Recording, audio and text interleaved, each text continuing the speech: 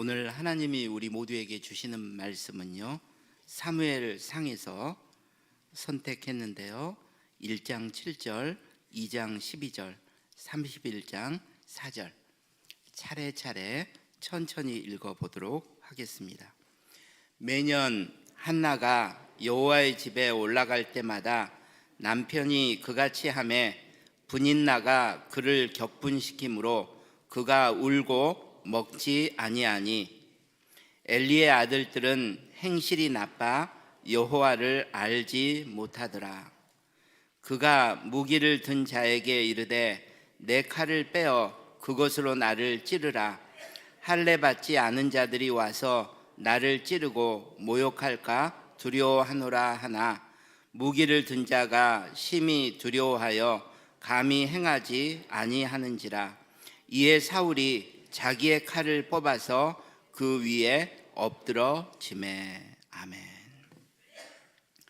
사무엘상은 사사시대 말기부터 다윗 왕국이 시작되기 전까지의 이야기를 담고 있습니다.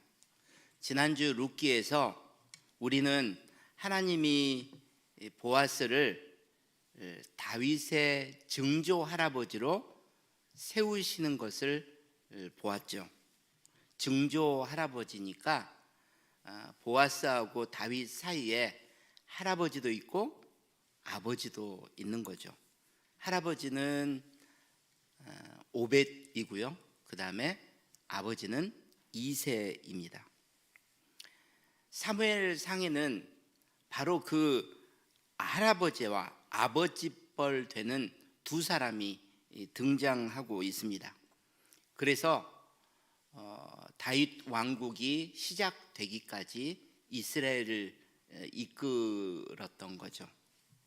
바로 그 사람이 사무엘과 사울 왕입니다. 다윗의 할아버지뻘 되는 사람이 사무엘이고요, 아버지뻘 되는 사람이 바로 사울 왕이었습니다. 표를 한번 볼까요?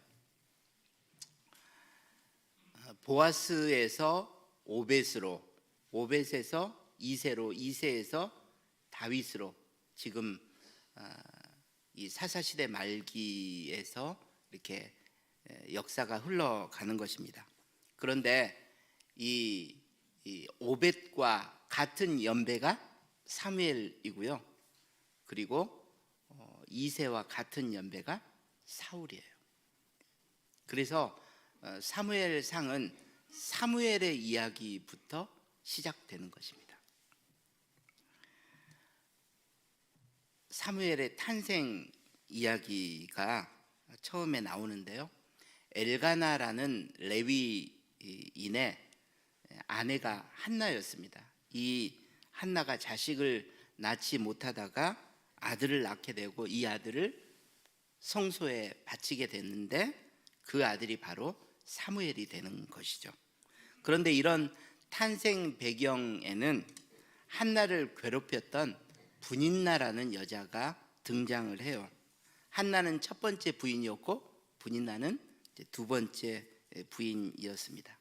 그런데 이상하게 분인나에게는 자식들이 많아요. 한나는 자식을 낳지 못하는 상황이고요. 그래서 분인나가 한나를 엄청 괴롭힙니다. 그 고통 속에서 한나가 하나님 앞에 기도하다가 응답으로 얻은 아들이 바로 사무엘이죠.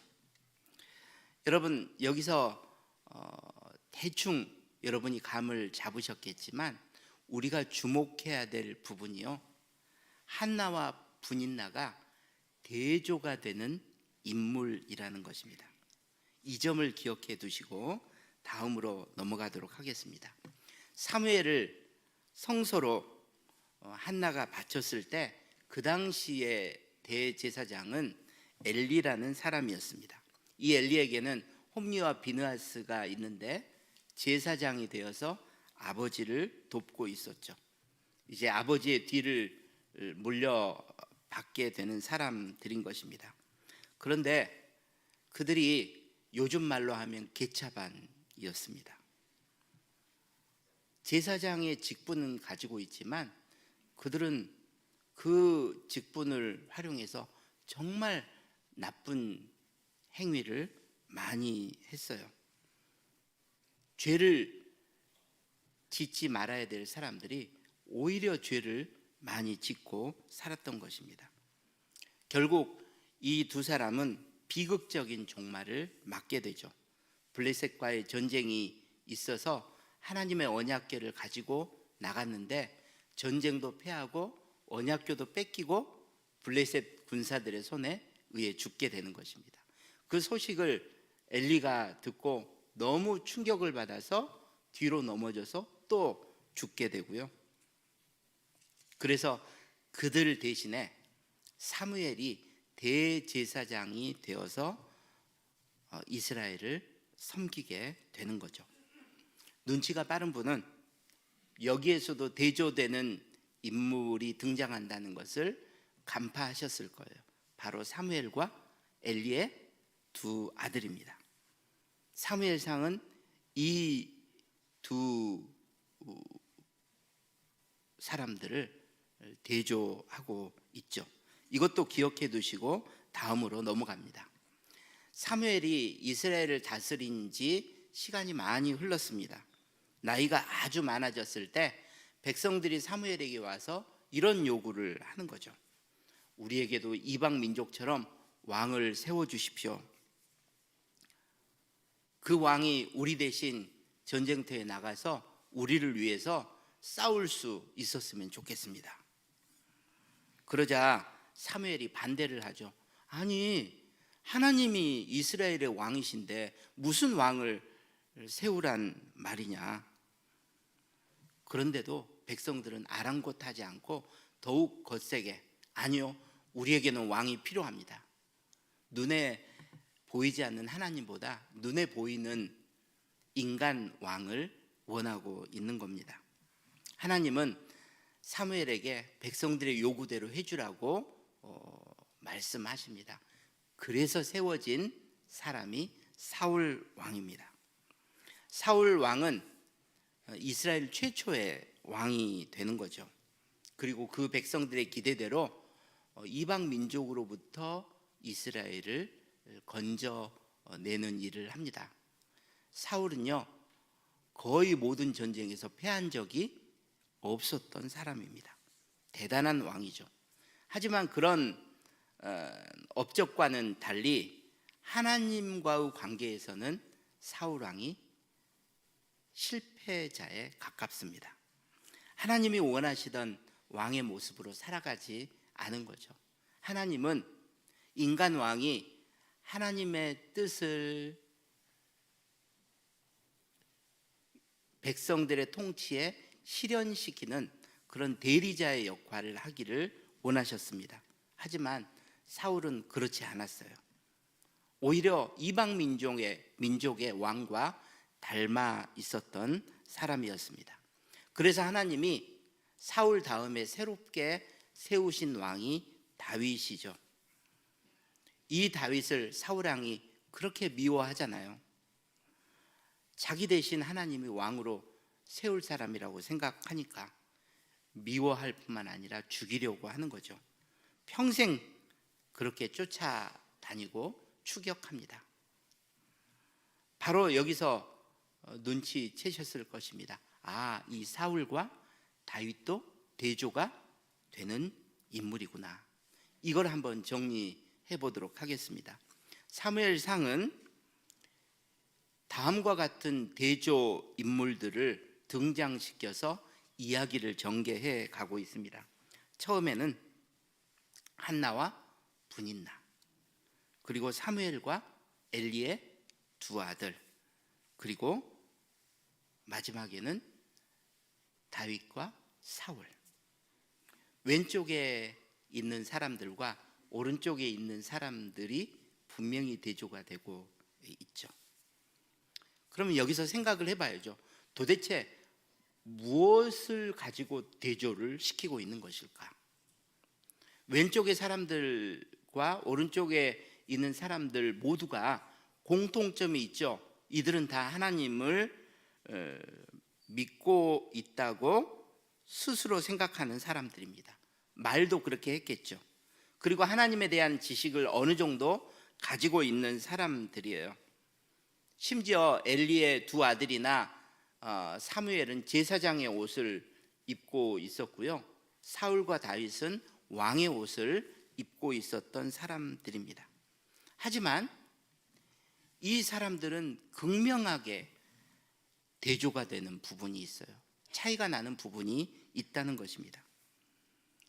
오른쪽에 있는 사람들은요, 하나님과 종교적인 관계만 맺고 살아갑니다. 예배의식에는 참석해요. 제사에도 참석하고 심지어 인도하기도 합니다.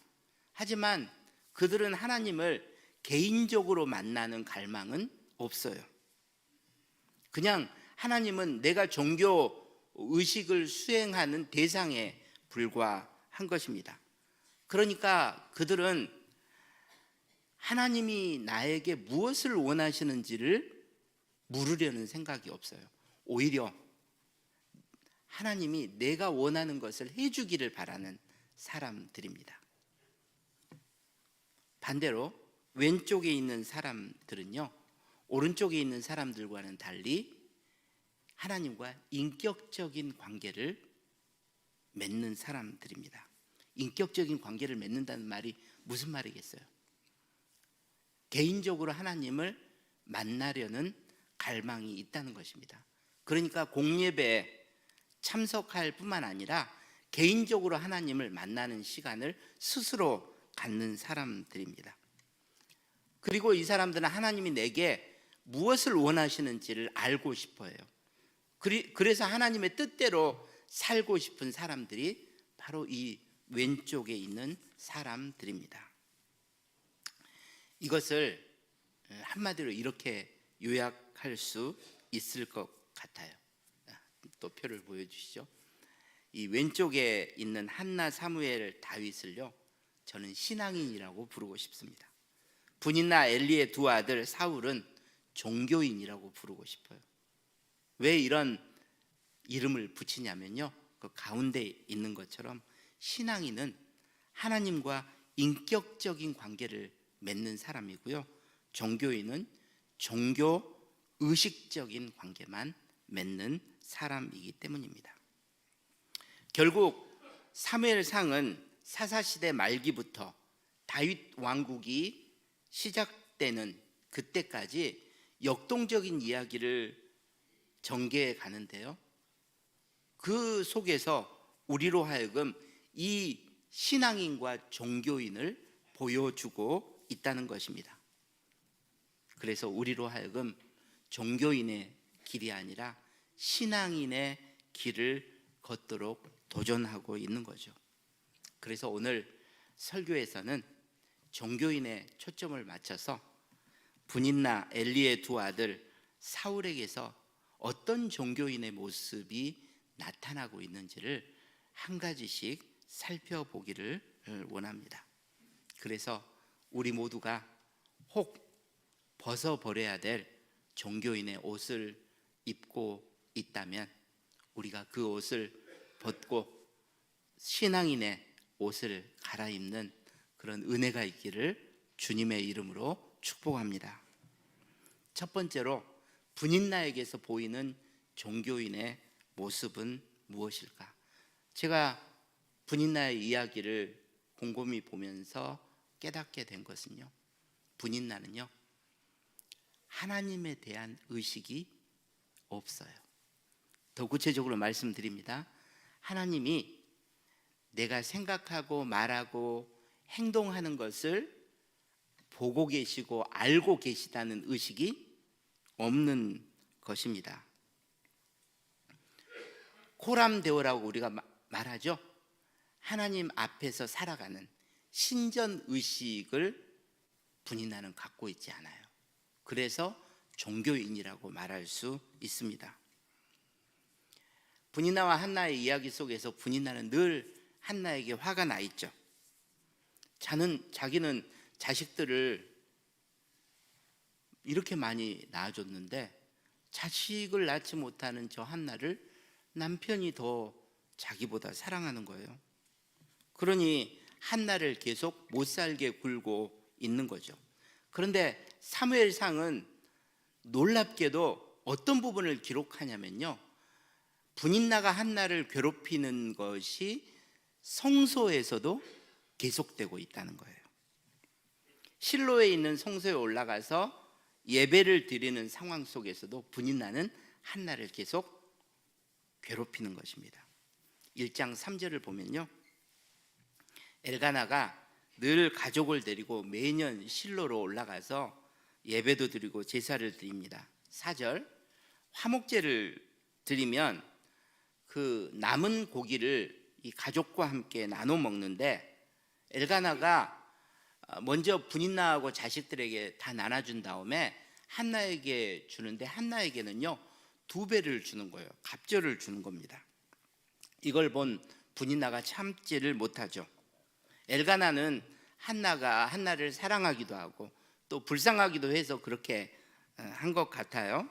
그런데 분인나는 내가 받아야 될 그 사랑을 한나가 독차지하는 것 같아서 견딜 수가 없는 것입니다. 그래서 7절 어떻게 하냐면 같이 읽겠습니다. 매년 한나가 여호와의 집에 올라갈 때마다 남편이 그같이 하매 분인나가 그를 격분시키므로 그가 울고 먹지 아니하니. 여기서 여호와의 집이라는 말에 주목하시기를 바랍니다. 자기 집이 아니에요. 누구 집이라고요? 여호와 하나님의 집에서요 분인나는 한나를 격분시키는 것입니다. 여러분, 이걸 가지고 한번 생각을 해보시기 바랍니다. 우리도 누군가가 너무너무 싫어지고 미워질 때도 있는 거예요. 그런데 하나님을 인격적으로 알고 있는 사람은요, 하나님이 나를 보고 계신다, 내 지금 이 마음속에 있는 이 분노를 하나님이 보고 알고 계신다, 이런 의식을 하게 되잖아요. 그러면 화를 냈다가도 하나님 앞에 섰을 때 그것을 비춰보고 자기를 성찰하게 되는 거죠. 내가 이렇게 하면 안 되겠지 하면서 자기를 수정해 가는 것입니다. 이게 상식적인 그리스도인의 삶이죠. 그런데 분인나에게는 그게 안 보여요. 집이든 심지어 교회든 내 분노의 감정을요 그대로 드러내고 있는 거예요. 그러니까 한나를 괴롭히면서 하나님 앞에서 자기를 돌아보지 않는 거죠. 하나님에 대한 의식을 가지고 살아가지 않습니다. 다시 7절 보여주세요. 여러분, 성경은 7절 다시 방금 거 보여주세요. 성경은 분인나가 여호와의 집에서까지 한나를 격분시켰다고 하는데, 그러니까 한나가 울면서 식사를 해요, 안 해요? 안 하죠. 여러분, 그럼 분인나는 했을까요, 안 했을까요? 밥을 먹었겠죠. 여러분, 식사 자리에 한나가 안 나와요. 근데 분인나는요 아랑곳하지 않고 자식들과 함께 밥을 먹는 것입니다. 여러분, 그렇기 때문에 제가 분인나는 하나님과 종교의식적인 관계만 맺고 살아간다고 말씀을 드리는 거죠. 가족과 함께 공적인 예배를 다 참석해요. 하지만 개인적으로 하나님께 나아가지는 않는 것입니다. 그런데 사무엘상 1장 9절 10절을 보면요, 한나는요 식사 시간 후까지 기다려요. 그리고 하나님 앞에 개인적으로 나아가서 울며 통곡하며 기도하는 모습을 볼 수 있습니다. 종교인이 아닌 거죠.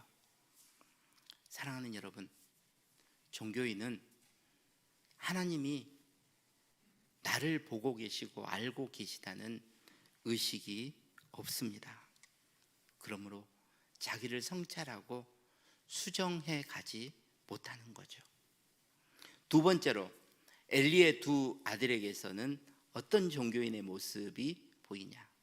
다 공통점이 있죠. 분이나처럼 그들도 하나님이 보시는 자신의 모습을 의식하면서 살아가지는 않습니다. 그건 공통점이고요. 근데 거기에 더해서 그들에게 보이는 종교인의 특징 한 가지가 있어요. 그들은 끊임없이 자기의 이익만을 추구하는 거죠. 내 이익. 공동체 유익이나 하나님의 이익이 아니라 내가 원하는 것, 내 욕망을, 사적인 욕망을 채우기 위해서 살아가는 것입니다. 성경을 보면요, 2장 12절에 그들이 행실이 나쁜 사람들이래요. 그 이유를 그 다음에 말하고 있죠. 하나님을 알지 못하기 때문입니다. 아니, 하나님을 알지 못한다는 말이 무슨 말입니까? 제가 조금 전에 말했던 하나님과 인격적인 관계를 맺고 있지 않다는 거예요. 하나님에 대한 지식이 없다는 말이 아니라, 아버지 엘리로부터 얼마나 하나님에 대한 지식을 많이 배웠겠습니까? 그런데 지식은 배웠지만 하나님과의 인격적인 만남은 이들에게 없었던 거죠. 그렇기 때문에 제사장이라는 직분의 옷을 입고 그 역할을 수행은 하고 있지만 그들은 제사장이 해야 될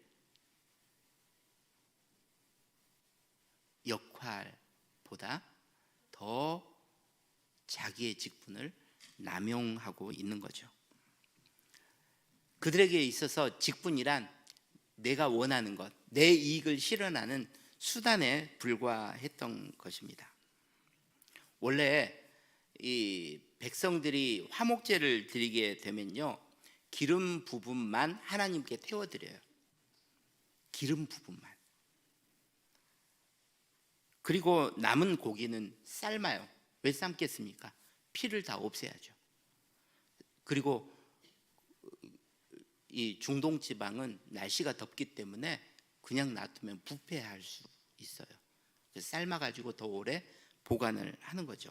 그래서 그 고기 중에 가슴 부위하고 앞에 있는 넓적다리 부분을 제사장의 몫으로 주는 거예요. 율법에 정해져 있어요. 그리고 나머지는 제사를 드린 사람들이 자기 가족이나 또 친구나 이웃과 나눠 먹는 것입니다. 이게 화목제예요.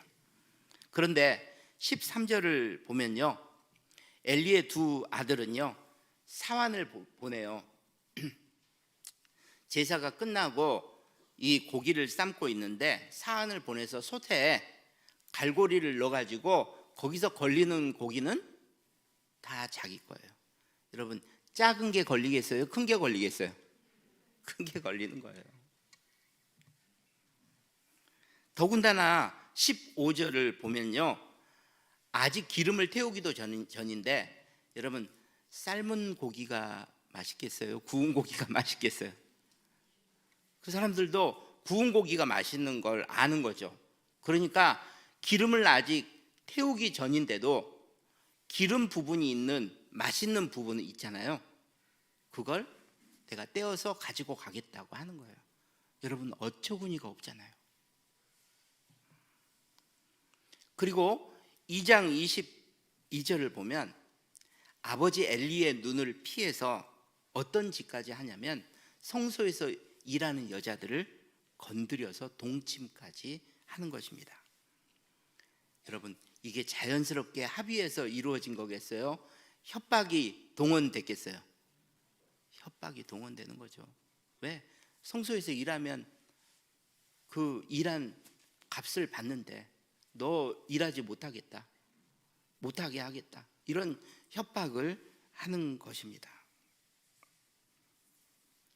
그러니까 이 엘리의 두 아들은 끊임없이 자기의 욕망을 채우는 일들을 하고 있는 거죠.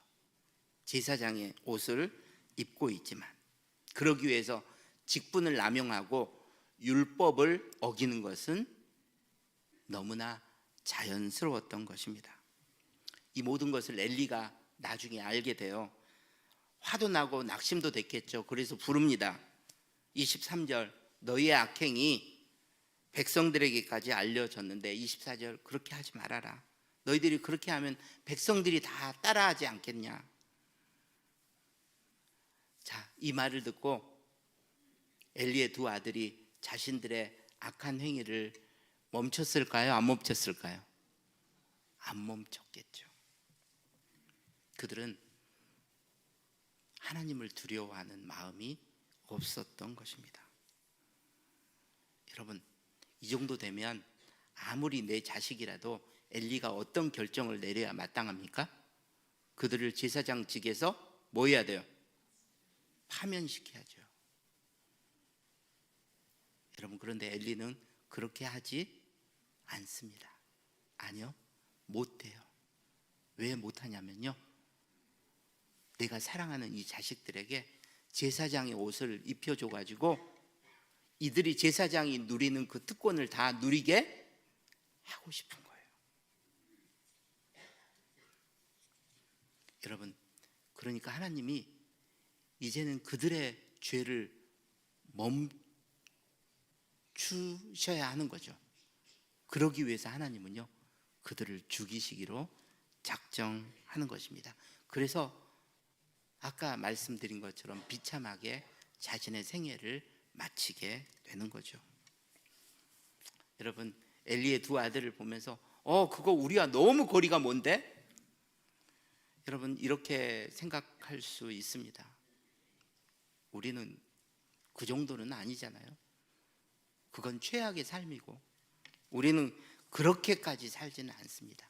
하지만 제가 엘리의 두 아들과 우리들을 연결시키고 싶은 것이 처음에 말씀드렸던 것처럼 나는 나의 욕망을 추구하고 있는 사람인가? 아니면 공동체의 유익과 하나님의 이익을 나는 생각하는 사람인가 하는 부분입니다. 정도는 차이가 있지만 만약 우리 역시 사적인 이익을 추구하는데 몰두하고 있다면 여러분, 우리 역시 그들과 다름없는 종교인인 것입니다. 그런 의미에서 저를 포함해서 교회에서 직분을 부여받은 모든 분들은 이 부분에 유의할 필요가 있습니다. 우리에게 하나님이 주신 직분은 성도를 섬기라고 주신 직분이지 공동체의 이익을 추구하라고 주신 것이지 성도들을 위해서 군림하고 그 직분을 이용해서 내 개인적인 이득을 추구하라고 주신 것이 아니기 때문입니다. 이제 세 번째로 사울에게서 나타나는 종교인의 모습을 보도록 하겠습니다. 여러분, 사울 역시 분인나처럼요, 하나님 앞에서 하나님이 나를 보신다 이런 의식을 갖고 있지 않아요. 엘리의 두 아들처럼 이제는 사울도 왕이라는 지위를 사용해서요, 폭력도 저지르고 그 다음에 살인도 저지르는 그런 사람이었습니다. 자신의 욕망을 추구하는 거죠. 그런데 거기에 더해서 사울에게서 나타나는 우리가 생각해 보고 싶은 종교인의 모습은 무엇이냐? 사울은 회개하지 않는다는 것이었습니다.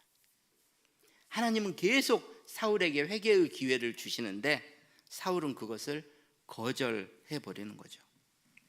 사무엘상을 보면요, 하나님이 사울에게 좀 가혹할 정도로 엄격하시지만 동시에 사울을 끝까지 하나님이 품고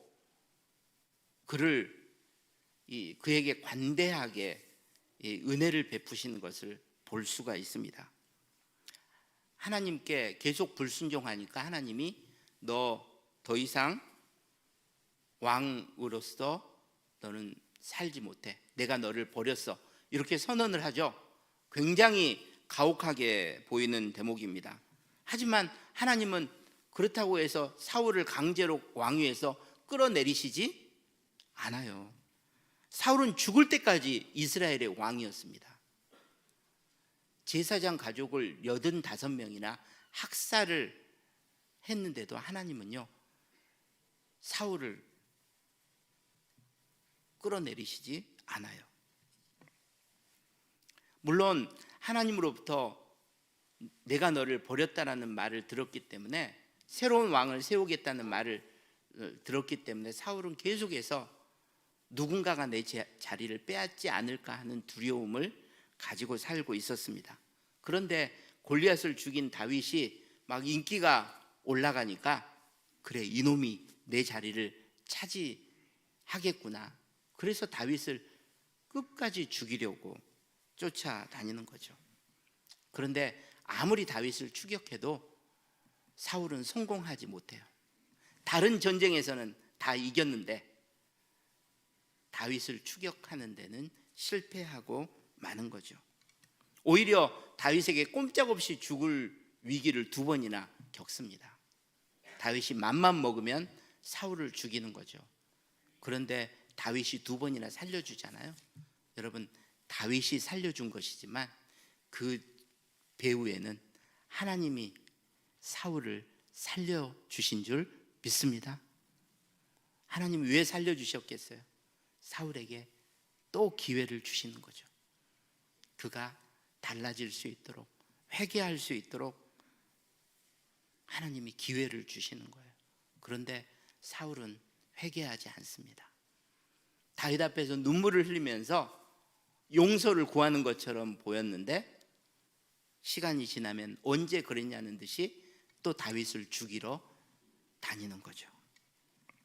성경은 이렇게 회개하지 않는 마음의 태도를 완고함 혹은 강팍함이라고 표현을 합니다. 이 강팍함이 죽을 때까지 계속되는 거죠. 블레셋과의 전쟁인 아벡 전투에서 사울은 가슴에 화살을 여러 번 맞습니다. 그래서 중상을 입게 돼요. 여러분, 즉사를 한 게 아니라 중상을 입었대요.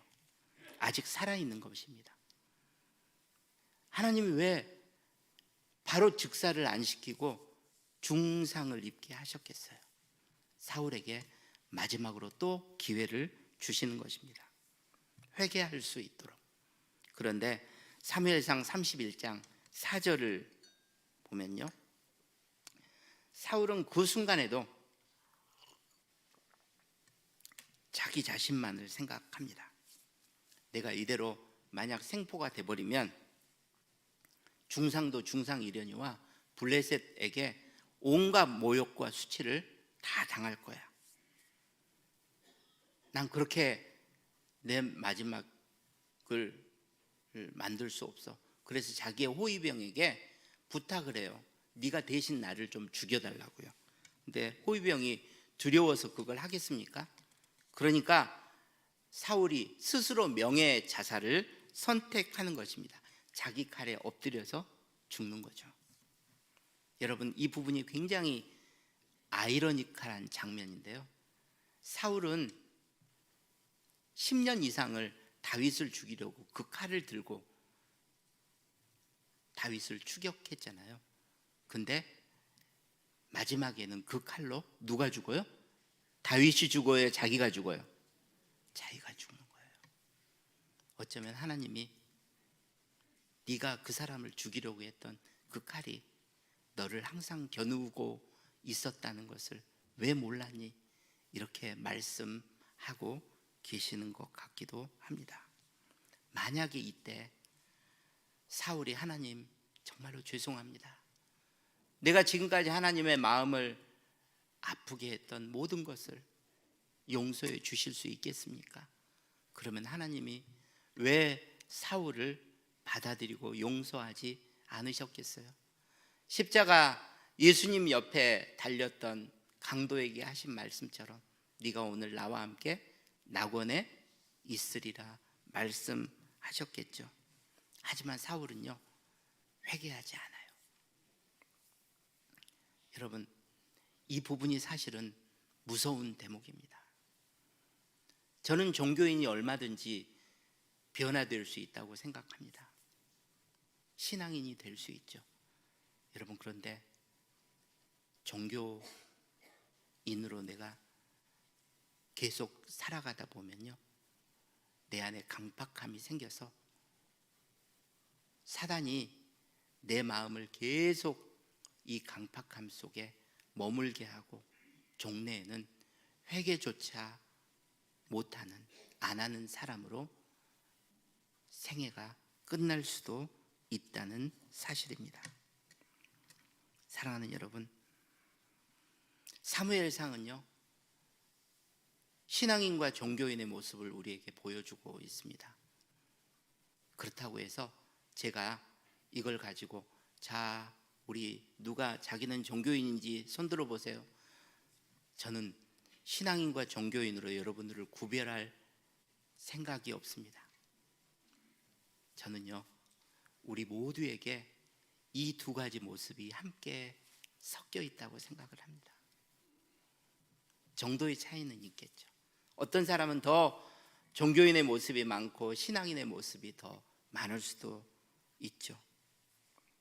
하지만 이렇게 섞여 있는 곳에서 하나님은 우리가 이 사람들을 보면서 종교인의 옷을 계속 벗고 신앙인의 옷을 갈아입기를 하나님이 바라고 계신다는 사실입니다.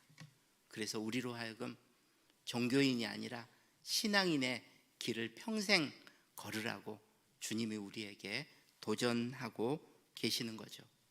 사랑하는 여러분, 저와 여러분 모두가 이번 한 주 겸손하게 사무엘상을 읽어가면서 종교인의 길이 아니라 신앙인의 길을 선택하며 결단하며 살아가는 저와 여러분 되시기를 주님의 이름으로 축복합니다. 기도하겠습니다. 하나님, 분인나 엘리의 두 아들 사울의 모습을 보며 종교인이 무엇인가를 생각해 보았습니다. 그들이 가졌던 종교인의 모습을 거꾸로 생각해 보니 신앙인의 길이 무엇인가가 선명하게 보입니다. 내 생각, 내 언어, 내 행동을 주님이 지금도 보고 계시고 알고 계시다는 것을 의식하는 것이 신앙인의 길인 줄 믿습니다.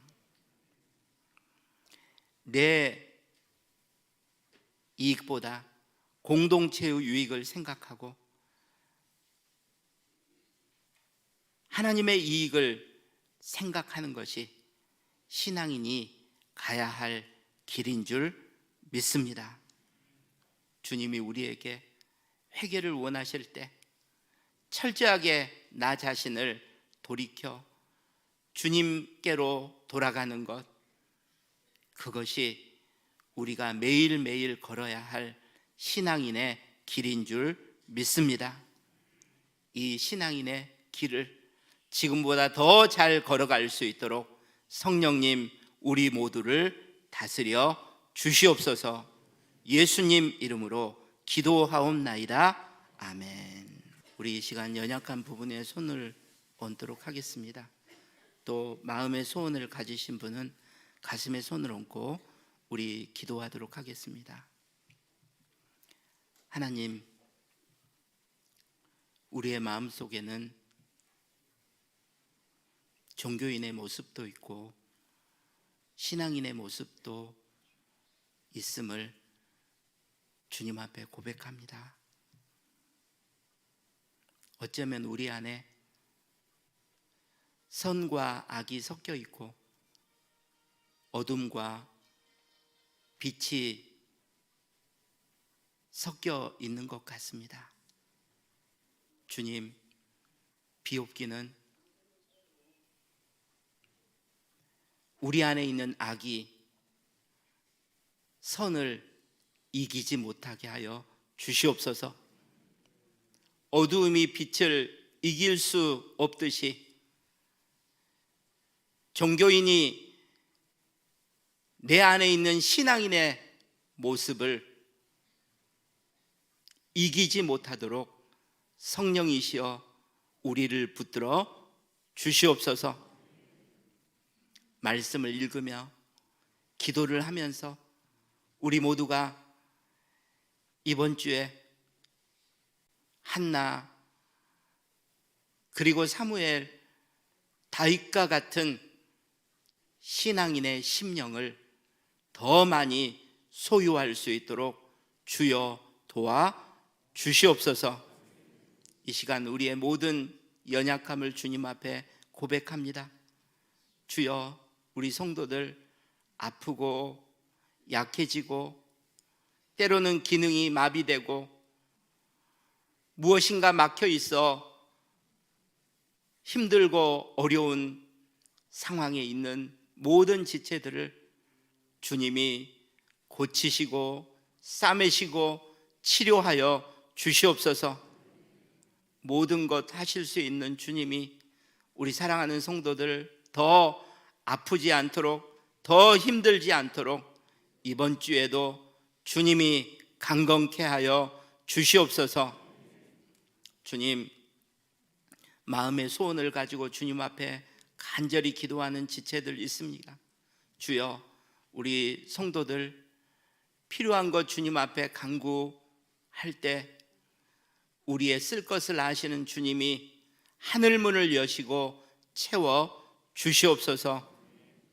주님, 인생에 주님이 열어주셔야 될 문을 놓고 길을 놓고 기도하는 지체들 있다면 이번 한 주 주님이 직접 주님의 손으로 시온의 대로를 열어 주시옵소서. 아버지여, 우리 사랑하는 성도들 이번 한 주 어디로 가든지 무엇을 하든지 그곳에서 세상의 복이 되게 하시고 세상 사람들 가운데 하나님의 은혜를 간증하는 우리 모두가 되게 하여 주시옵소서. 아무리 힘들어도 하나님이 내 아버지라는 고백에서 나오는 하늘의 평강을 우리 모두가 누리게 하여 주시옵소서. 주님 앞에 드려진 예물 주님이 꼭 기억해 주시기를 원하옵고 예수님 이름으로 기도하옵나이다. 아멘. 이제는 우리 주 예수 그리스도의 은혜와 우리 하나님 아버지의 극진하신 사랑하심과 성령님의 감동 감화 충만 교통 역사하심이 오늘도 주의 말씀 듣고 신앙인의 길을 선택하고 신앙인의 옷을 입겠다고 결단하고 돌아가는 사랑하는 모든 성도들 머리 위에, 북문의 모든 선교사님들 가정과 사역 위에, 온 세상 흩어진 북문의 모든 지체들 머리 위에 이제부터 영원까지 함께 있을지어다. 아멘.